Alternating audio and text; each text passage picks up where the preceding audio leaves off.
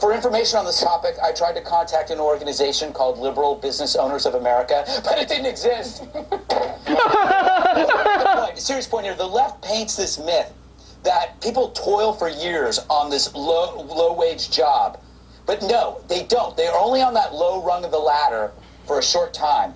That's why it's low paying, and that's why it's a low rung. You got to keep it low. How do you know that? Because I studied it. A low paying job has to be on the low rung in order to get people up on that. That's why if you make that low rung high paying, then the unskilled worker can't get up there and move up. That's why the biggest myth of all time is that sweatshops are bad. Yeah. Sweatshops for emerging economies are for workers with no skills, and then over time the country moves away from it. But you got to have. Yeah, well, you got to do it. Yeah. So I don't know if you guys know this. There is a lot of upward mobility, even at sweatshops. There's so much upward mobility. I mean, you can become a management level at any time, man. Just work hard at your sweatshop and you'll be all right. Have you never heard of a dead-end job, Greg Gutfeld? Have you never heard of that? But then, of course, if you bring that up to Greg Gutfeld, his response would be, well, it's your fault if you're working at a dead-end job. Yeah, but you just said that lower-level jobs allow you to get to some higher-level jobs, and now you're admitting that that's not true and that some jobs are dead-end jobs. Which is it, fella?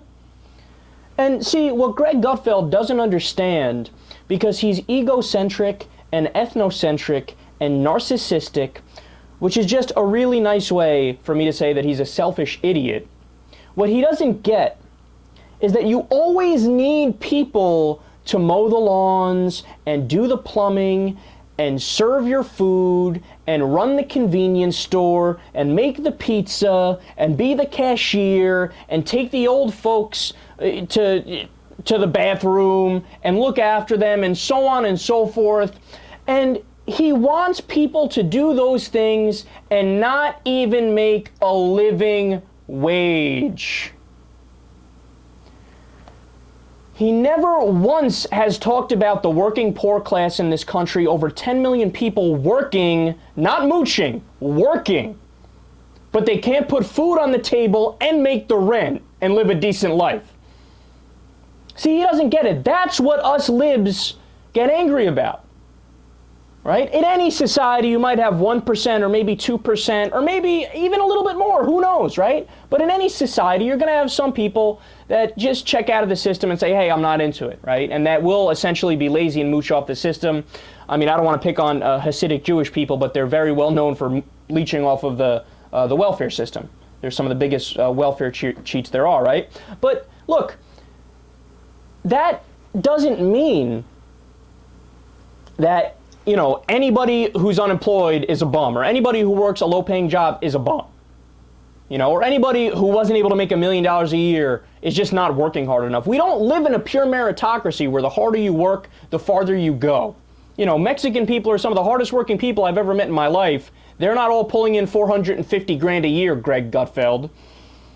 Right? And we've all seen this in our own personal lives. Nepotism is involved. Who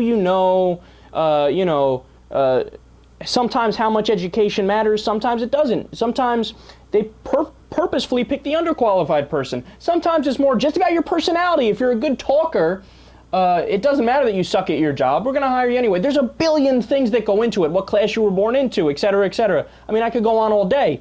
But Greg Gutfeld lives in this fantasy land where, if you're not making all the money in the world, somehow it's definitely your fault. There's definitely something you did wrong. No, Greg, sometimes the system isn't perfect. I hate to break it to you. And then to his more ridiculous point, which really is just absolutely laughable, is, sweatshops are good.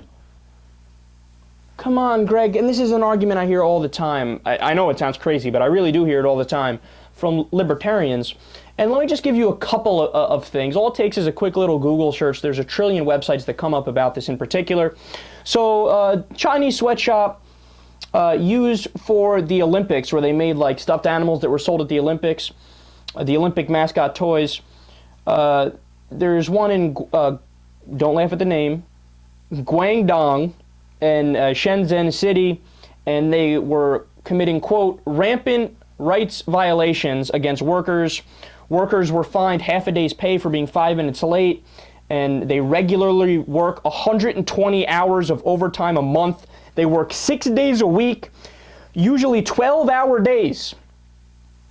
6 days a week, 12-hour days. But according to Gutfeld, you're not working hard enough. Work harder and maybe you'll make more money. In 2009 alone, approximately 1 million workers were injured at work. And this is just more for sweatshops, not the particular sweatshop I was talking about, just more in general. In 2009 alone, approximately 1 million workers were injured at work, and about 20,000 suffered from disease due to their occupation. One of the biggest risks to health of textile workers is what they call sandblasting, which is a technique used to treat denim so that fabric has a worn look. Sandblasting exposes workers to silica dust particles, which severely damages their respiratory passages, causing silicosis, a serious disease which, if left untreated, eventually leads to death. In most of the sweatshop countries, they live on less than $1 or $2 per day. Now, Gutfeld might hear this and go, well, wait a second, just because it's $1, it's worth more there. So it's actually more money than that. No, in reality, yeah, even though it's worth less in China and other sweatshop places, it's also still really shitty pay. That many people, this is in China in particular, many people live in dormitory-like rooms for when they work at sweatshops. 6 people per room. A lot of the sweatshop jobs, you're fenced in a lot of the factories to stop people from escaping. The Apple factory in particular has safety nets around all of the buildings because there was an epidemic of people committing suicide on a daily basis. But they just don't understand that if they work a little harder, they'll be making $300,000 and maybe Bain Capital will give them a shot. There's no enforced labor laws. There's ridiculous hours, no safety regulations. You're basically an indentured servant or a slave.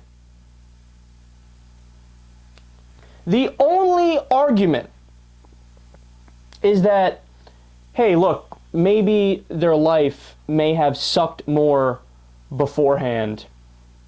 And, okay, and getting punched in the face sucks less than getting whacked with a baseball bat. And, see, what's your point? That's just a dumb point.